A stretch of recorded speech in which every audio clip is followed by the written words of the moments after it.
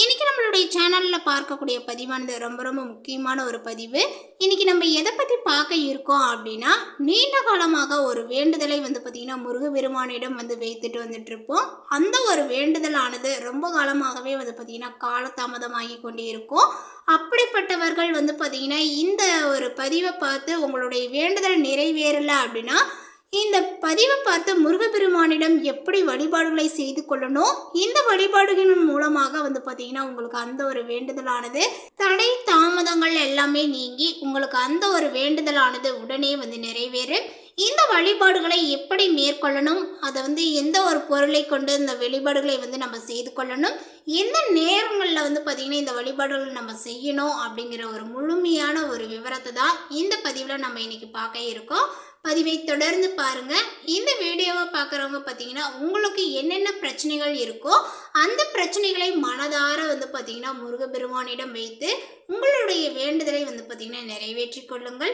அதே போல் இந்த வீடியோ பார்க்குறவங்க இந்த வீடியோக்கு ஒரு லைக் கொடுத்துடுங்க. உங்களுக்கு முருகப்பெருமானை பிடிக்கும் அப்படிங்கும் பொழுது ஓம் முருகா போற்றி அப்படின்னு சொல்லிட்டு மறக்காமல் பதிவிடுங்க. அப்படி செய்யும் பொழுது உங்களுக்கு இருக்கக்கூடிய பிரச்சனைகளையும் உங்களுக்கு இருக்கக்கூடிய கஷ்டங்களையும் பார்த்தீங்கன்னா மனதார நினைத்து கொண்டு, அதாவது ஆழ்மனதில் நினைத்து கொண்டு ஓம் முருகா போற்றி அப்படின்னு சொல்லிட்டு மறக்காமல் 3 முறை பதிவிடுங்க. இப்படி செய்யும் பொழுது உங்களுடைய வேண்டுதல் நிச்சயம் நிறைவேறும். அது மட்டும் இல்லாமல் நம்மளுடைய சேனலை இப்போ தான் ஃபர்ஸ்ட் டைமாக நீங்கள் விசிட் பண்ணுறீங்க அப்படிங்கும் பொழுது நம்மளுடைய சேனலை இன்னும் சப்ஸ்கிரைப் பண்ணாமலே இருப்பீங்க. முதல்ல சப்ஸ்கிரைப் பண்ணிக்கிங்க. அப்படியே கூட இருக்கிற பெல்லைக்கானே கிளிக் பண்ணிவிடுங்க. அப்பொழுது தான் நம்மளுடைய சேனலில் கொடுக்கக்கூடிய அனைத்து தகவலுமே உங்களுக்கு நோட்டிஃபிகேஷனாக வரும். அதையும் நீங்கள் பார்த்து பயனடையலாம். அது மட்டும் இல்லாமல் இந்த வீடியோவானது உங்களுக்கு பயனளிக்கக்கூடிய வகையில் ரொம்ப சுவாரஸ்யமாக இருக்கும். அப்படிங்கிறதுனால இந்த வீடியோவை எங்கேயும் கொஞ்சம் கூட ஸ்கிப் பண்ணாமல் கடைசி வரைக்கும் பாருங்கள். முருகா, எத்தனை காலமாக இந்த வேண்டுதலை உன்னிடம் வைக்கிறேன், ஆனால் என்னுடைய வேண்டுதல் நிறைவேறுவதற்கு காலதாமதங்கள் ஏன் என்று எல்லோருமே நிச்சயமாக முருகப்பெருமானை பார்த்து கேள்வி கேட்காமல் இருக்கவே மாட்டோம். உங்களுக்கும் ஏதாவது வேண்டுதல் நிலுவையில் உள்ளதா? அதை முருகப்பெருமான் நிறைவேற்றி தராமல் ஏமாற்றிக்கொண்டே வருகிறாரா? இந்த முறைப்படி செவ்வாய்க்கிழமைகளில் பார்த்தீங்கன்னா முருகரை வழிபாடுகளை செய்யுங்க. நீங்கள் கேட்ட வரன்களை பார்த்தீங்கன்னா அவரால் தரமாட்டேன் என்று சொல்லவே முடியாது. நீங்கள் கேட்டதை கொடுக்கக்கூடிய பவர் இந்த ஒரு வழிபாட்டு முறைக்கு இருக்கு. அதனால இந்த வேண்டுதலை நிறைவேற்றி தரக்கூடிய முருகருடைய வழிபாட்டை எப்படி செய்வது என்பதை பற்றி இப்போ நம்ம பார்த்து தெரிந்து கொள்ளலாம். இந்த பரிகாரத்தை செய்வதற்கு முருகர் வள்ளி தெய்வானையோடு இருந்தால் ரொம்ப ரொம்ப சிறப்பு. உங்களுடைய வீட்டு பக்கத்தில் அப்படி ஒரு கோவில் இருந்தால் அதனை நீங்கள் தேர்ந்தெடுத்து கொள்ளுங்கள். இல்லை என்றால் தனி முருகரை சுற்றினாலும் தவறுகள் கிடையாது. என்ன செய்வது? வீட்டு பக்கத்தில் வள்ளி தெய்வானையோடு முருகர் இல்லை என்றால் தனி முருகர் கோயிலேயே இந்த வழிபாட்டை நீங்கள் செய்யுங்கள். செவ்வாய்க்கிழமை தோறும் சூரிய உதயத்திற்கு முன்பு இந்த பரிகாரத்தை செய்வது சிறப்பு. இல்லை என்றால் காலை 6 மணிக்காவது இந்த பரிகாரத்தை செய்து விடுங்கள். முடியாதவர்கள் மாலை 6 மணிக்கு மேல் முருகர் சன்னிதானத்திற்கு சென்று இந்த வழிபாட்டுகளை பார்த்தீங்கன்னா மேற்கொள்ளலாம். சூரிய உதயத்திற்கு முன்பு, சூரிய உதயத்தின் போது, சூரிய அஸ்தமனத்திற்கு பிறகு நம்ம செய்யக்கூடிய பரிகாரங்கள் சீக்கிரத்தில் பலன் கொடுக்கும்.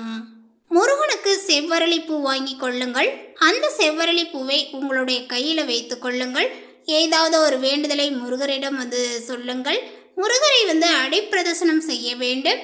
ஒரே ஒரு முறை முருகரை பிரதர்சனம் செய்து சுற்றி வந்தால் போது. அடிப்பிரதர்சனம் செய்யும் போது ஓம் நமோ சரவண பவா என்ற மந்திரத்தை மட்டும் மனதிற்குள் சொல்லுங்கள்.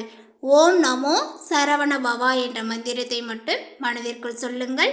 வேறு சிந்தனை மனதிற்குள் இருக்கக்கூடாது. உங்களுக்கும் உங்களுடைய மனதிற்கும் நடுவில் முருகனும் முருகனுடைய மந்திரமும் உங்களுடைய வேண்டுதலும் மட்டும்தான் இருக்கணும்.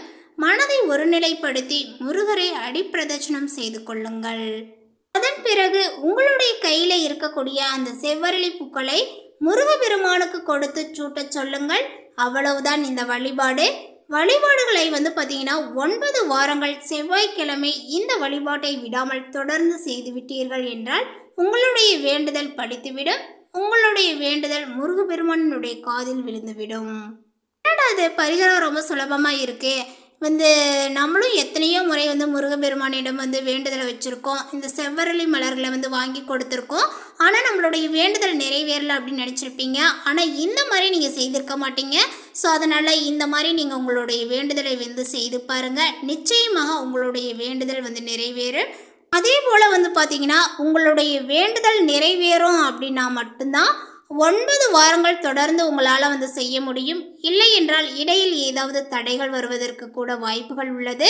அதையெல்லாம் தாண்டி கோயிலுக்கு சென்று அடிப்பிரதர்சனம் வந்து செய்துவிட்டால் நிச்சயம் வாழ்க்கையில் வந்து ஜெயித்து விடுவீர்கள். பெண்களால் இந்த பரிகாரத்தை 9 வாரம் தொடர்ந்து செய்ய முடியாது.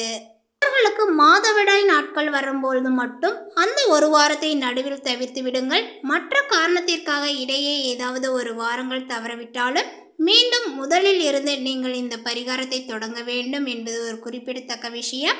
ஆண்களாக இருந்தால் கட்டாயம் 9 வாரங்கள் தொடர்ந்து இந்த வழிபாட்டை செய்து முடிக்கும் பட்சத்தில் உங்களுடைய வேண்டுதலானது நிறைவேறும். இந்த தகவல் உங்களுக்கு பிடித்திருந்தால் லைக் பண்ணுங்கள், ஷேர் பண்ணுங்கள். இது போன்ற புதிய சுவாரஸ்யமான புதிய தகவலை தெரிந்து கொள்வதற்கு நம்மளுடைய சேனலை இன்னும் சப்ஸ்கிரைப் பண்ணாது இருந்தால் முதல்ல சப்ஸ்கிரைப் பண்ணிக்கிங்க. தேங்க்யூ.